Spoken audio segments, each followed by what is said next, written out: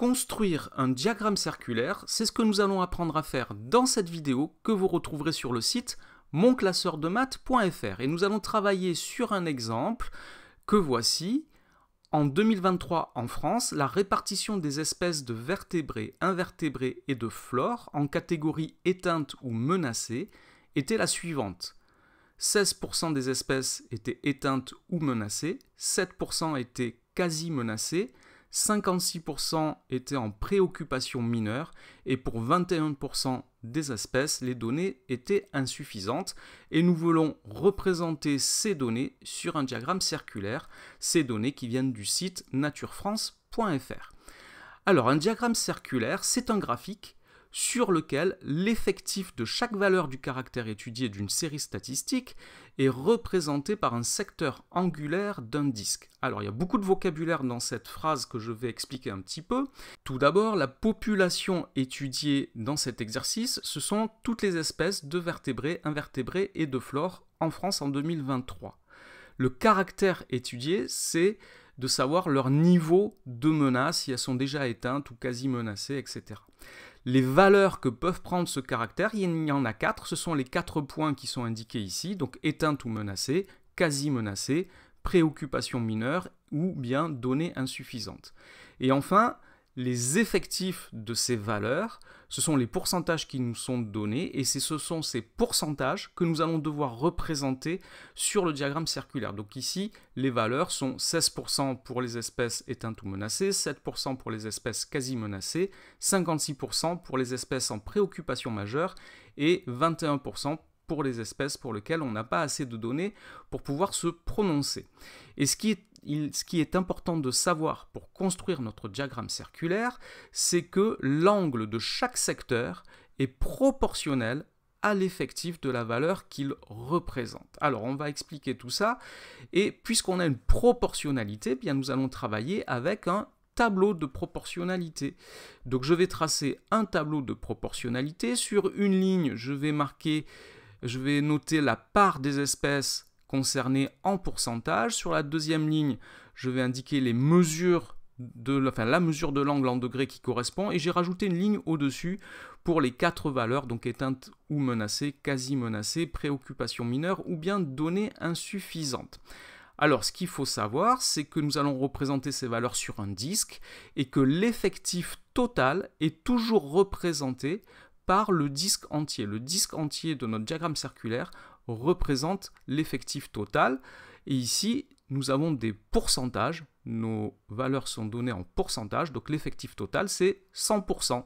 Et le disque entier correspond à un angle de 360 degrés. Maintenant, je vais pouvoir placer mes effectifs, les effectifs des valeurs dans le tableau. Donc, il s'agit du 16%, 7%, 56% et 21%. Et je vais devoir compléter ce tableau en trouvant les valeurs de la dernière ligne, les mesures des angles que je vais devoir tracer sur le diagramme circulaire. Pour cela, le plus simple est d'utiliser un coefficient de proportionnalité. Il s'agit du nombre par lequel je dois multiplier 100 pour trouver 360. Je calcule donc 360 centièmes, ce qui fait 3,6 et ce qui signifie que toutes les valeurs de la première ligne doivent être multipliées par 3,6 pour trouver les valeurs des mesures des angles. Donc là, je prends ma calculatrice pour faire les calculs. Alors je trouve des nombres décimaux, ce qui ne va pas être très facile pour tracer les angles précisément. On peut arrondir à l'unité près pour la construction d'un diagramme circulaire, on a du mal à être plus précis que le degré.